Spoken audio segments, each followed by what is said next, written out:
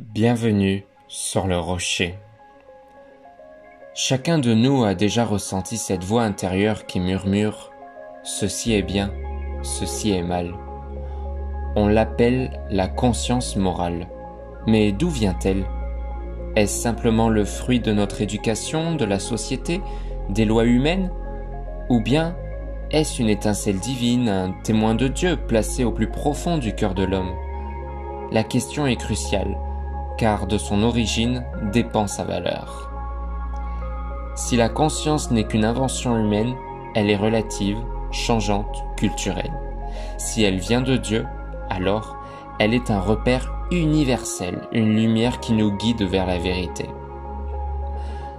Dans le domaine psychologique, plusieurs théories tentent d'expliquer l'origine de la conscience morale.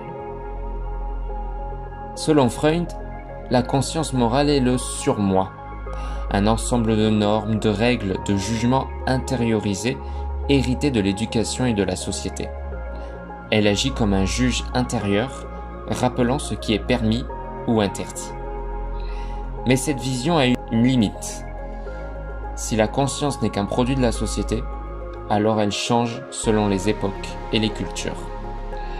Ce qui est interdit dans une culture peut être autorisé dans une autre.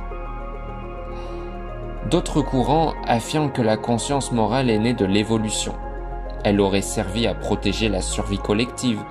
L'interdiction du meurtre ou du vol permettait à la tribu de rester unie, ou les règles de justice facilitaient la coopération et l'ordre social. Mais là encore, cette approche réduit la morale à une simple utilité sociale. Elle explique le comment, mais pas le pourquoi ultime. Pourquoi devrais-je être fidèle, juste ou compatissant même quand cela ne m'avantage pas? Si la conscience n'est qu'une construction psychologique ou culturelle, elle devient relative. Dans un pays, l'esclavage pouvait autrefois être vu comme normal. Dans un autre, il était déjà jugé immoral. Alors, qui a raison? Sans une vérité supérieure, la conscience devient changeante, parfois manipulée par la culture dominante. La Bible offre une autre perspective. Elle ne nie pas que la société influence nos repères, mais elle affirme que la conscience morale trouve son origine en Dieu. Romains chapitre 2 versets 14 à 15 nous dit « Quand les païens qui n'ont pas la loi font naturellement ce que prescrit la loi, ils sont eux qui n'ont pas la loi une loi pour eux-mêmes. Ils montrent que l'œuvre de la loi est écrite dans leur cœur, leur conscience en rendant témoignage. » Même sans connaître la loi de Moïse, les hommes portent en eux une trace de la loi divine. C'est pourquoi dans toutes les civilisations, on retrouve des intuitions morales semblables. L'interdit du meurtre, la valeur de la fidélité, le respect des parents, la recherche de justice. La conscience est donc comme une empreinte de Dieu dans l'homme. Mais la Bible reconnaît aussi que cette conscience est faillible. Elle peut être affaiblie par le péché, elle peut être endurcie si on la méprise trop longtemps. Elle peut même accuser à tort, remplissant d'une culpabilité injuste. C'est pourquoi la conscience doit être éclairée et restaurée par Dieu. Le but de ce commandement, c'est un amour venant d'un cœur pur, d'une bonne conscience et d'une foi sincère. 1 Timothée chapitre 1 verset 5. La conscience morale est un don divin, mais elle doit être purifiée et guidée. C'est ici que la tension apparaît. Si la conscience n'est qu'une invention humaine, elle devient relative. Ce qui est bien aujourd'hui peut être mal demain. Si la conscience vient de Dieu, alors elle pointe vers une vérité universelle et immuable. Sans Dieu, la morale devient subjective. Chacun peut définir ce qui est bien ou mal selon ses envies. Les repères changent avec les modes et les idéologies. Tandis qu'avec Dieu, la conscience trouve un ancrage solide. Elle devient plus qu'une impression. Elle est un appel vers la vérité.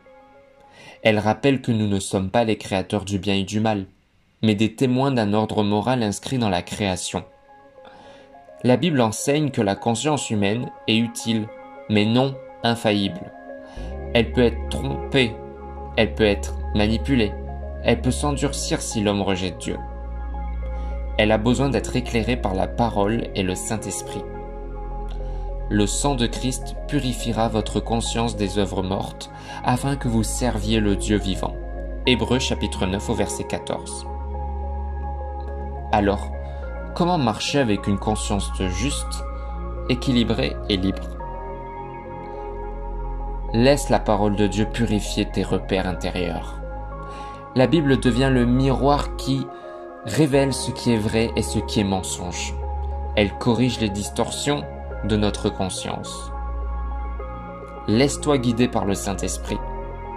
Quand le Consolateur sera venu, l'Esprit de vérité, il vous conduira dans toute la vérité.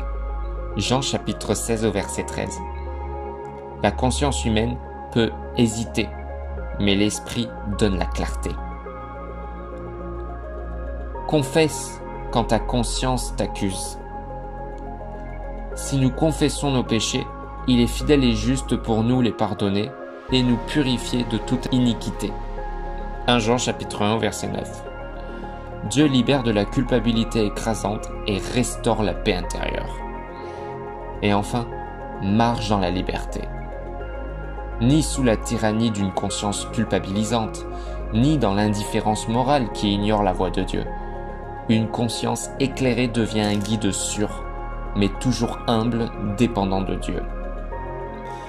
Prions ensemble. Seigneur, merci pour cette voix intérieure que tu as placée en moi. Merci pour cette lumière qui me rappelle le bien et me détourne du mal. Purifie ma conscience, éclaire-la par ton esprit et par ta parole. Délivre-moi de la culpabilité injuste et rends-moi sensible à ta vérité. Fais de moi une personne intègre qui marche dans la liberté de ton amour. Au nom de Jésus. Amen. La conscience n'est pas une simple invention humaine. Elle est une trace du divin en nous, une étincelle de la loi inscrite dans nos cœurs. Mais, laissée à elle seule, elle peut faillir. Elle doit être restaurée, purifiée, éclairée par la vérité de Dieu. En Christ, nous découvrons une conscience libre. Non pas écrasée par la culpabilité, non pas anesthésiée par l'indifférence, mais vivante, sensible, équilibrée, enracinée dans l'amour. Si tu retiens une seule chose, retiens ceci. Ta conscience n'est pas une illusion. Elle est une voix intérieure, un témoin. Mais pour qu'elle soit fiable, elle doit être éclairée par la vérité de Dieu. Ne laisse pas la société ou tes émotions être ton seul repère. Laisse Dieu purifier ta conscience et tu marcheras dans une liberté véritable. N'hésite pas à t'abonner et à demain pour une nouvelle méditation biblique.